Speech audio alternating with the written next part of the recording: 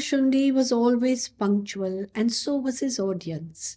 No bird arrived under the banyan tree after him. It was a sacred daily routine faithfully followed. Invoking Sri Ram in his mind, Kakbhushundi began his story.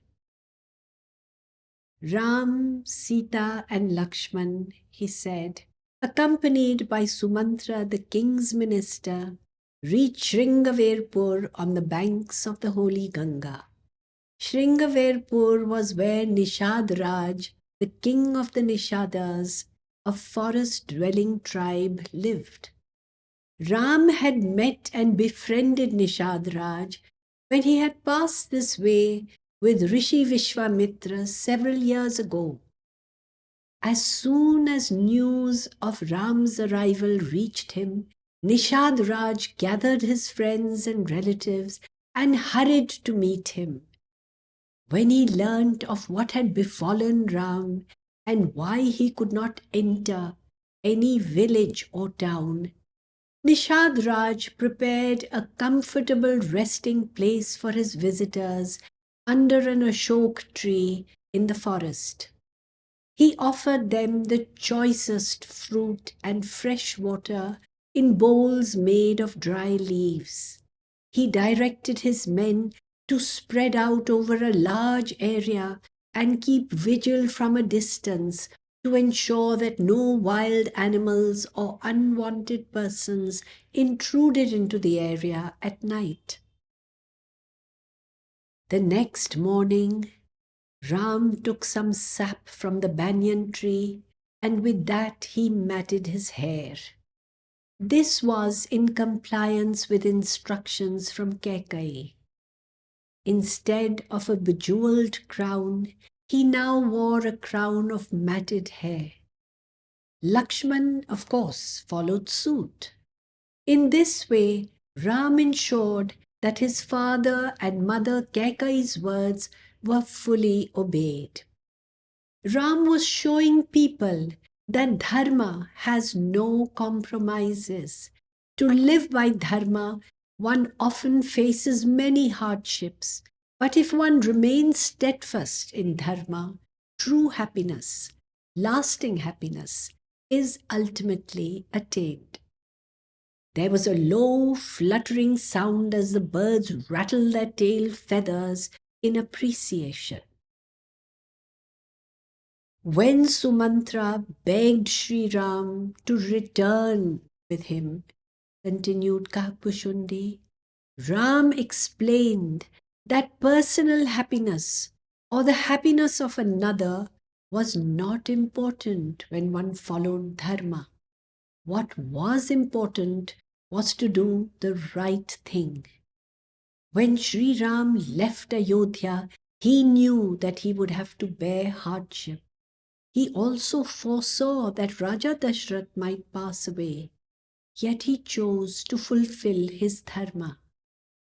Ram urged Sumantra to return to Ayodhya. Poor Sumantra wept unashamedly. How would he return to Ayodhya without Sri Ram, Sita Devi and Lakshman? What would he tell the king and the grieving mothers? He mounted his chariot but could hardly get it going. To add to the pathos, even the horses yoked to the chariot kept turning back again and again for one last lingering glimpse of Ram, Sita and Lakshman. Tears streamed from their eyes as well. The birds in the audience felt the pain of the horses, but at the same time they were full of awe and wonder at the high principles lived by Ram. Having said goodbye to Sumantra, Sri Ram, Lakshman and Sita Devi reached the banks of the holy Ganga. After praying to Mother Ganga and bathing in her sacred waters, they crossed the river and continued with their journey until they reached Prayagraj, famous for the confluence of the Ganga and Yamuna. After briefly halting and meeting Rishi Bharadwaj at his ashram located there, they continued on their way, passing many hamlets along the way and bringing great joy to the forest dwellers who they met.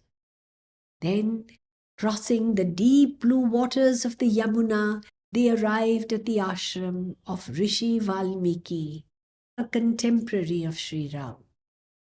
Rishi Valmiki received them with great love, honor, and reverence.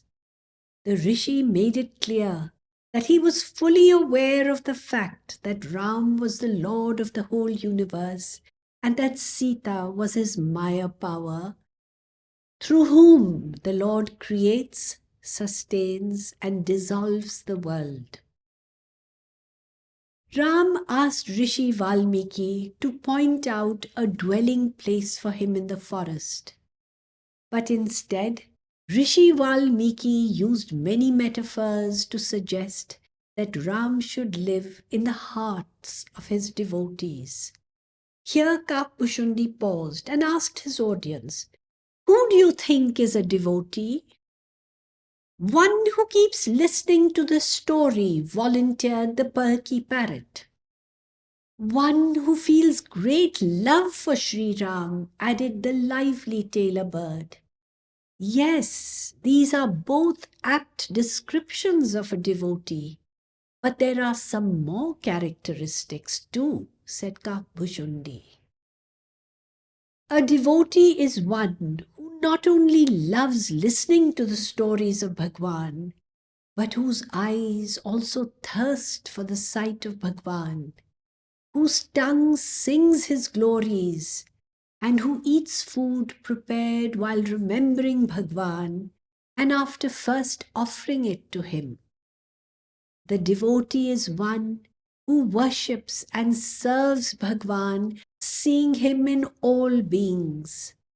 Such a person is loved by everyone, including birds and animals, because he or she seeks the welfare of all and never harbors ill intent towards any creature. The devotee is one for whom Bhagwan alone is friend, father, and guru, and who focus on the virtues of others, and who, even while recognizing their shortcomings, overlooks them. And finally, a devotee is one whose heart overflows with love for Bhagwan. Kapushundi was overcome with emotion. Looking at the birds seated around him, he blessed them, for they too never tired of listening to the stories of Sri Ram, just as he never tired of narrating them. They were all true devotees.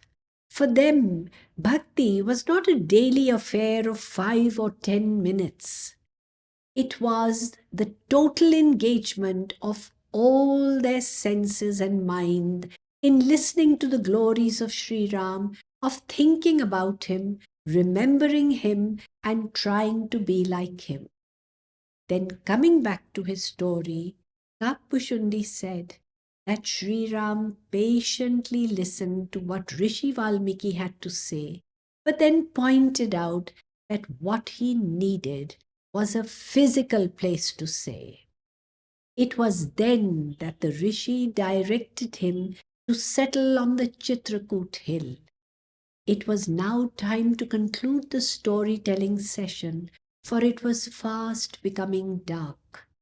The birds bowed down to Kapushundi, and with hearts steeped in devotion, they flew off for the night.